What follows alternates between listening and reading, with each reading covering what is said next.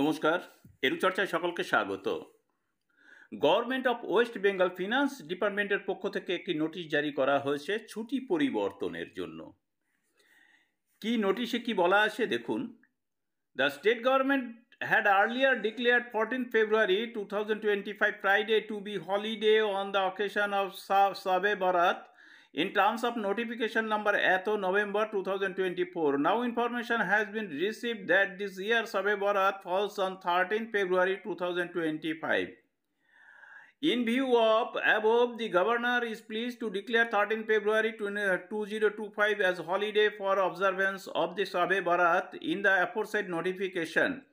14 February 2025 was also declared as a holiday on account of birthday of Thakur Panchanan Burma. Therefore, the state government offices, local bodies, statutory bodies, boards, corporations, and undertakings controlled, owned by state government, educational institutions, other offices, institutions under the control of government of West Bengal will remain closed on both the days.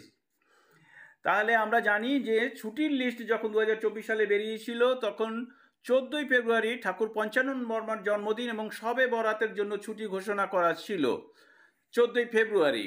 কিন্তু দেখা যাচ্ছে যে এবছর শবে বরাত পড়েছে 13 ফেব্রুয়ারি, ফলে 14 ফেব্রুয়ারি ঠাকুর পঞ্চানন বর্মার জন্মদিন এবং 13 তারিখ শবে বরাত, সেই জন্য রাজ্য সরকারের পক্ষ থেকে 13 তারিখ শবে বরাতের জন্য ছুটি ঘোষণা করা হয়েছে এবং 14 তারিখ ঠাকুর পঞ্চানন বর্মার জন্য ছুটি ঘোষণা করা হয়েছে। তাহলে 13 এবং 14 পরপর দুদিন কিন্তু ছুটি ঘোষণা করা হয়েছে সমস্ত স্কুল কলেজ, অর্থাৎ পশ্চিমবঙ্গের সমস্ত দপ্তর, সরকারি দপ্তর এবং স্কুল কলেজ সমস্ত ক্ষেত্রেই এই দুদিনের জন্য ছুটি ঘোষণা করা হয়েছে। সকলকে ধন্যবাদ জানিয়ে শেষ করছি। ভালো থাকবেন, সুস্থ থাকবেন।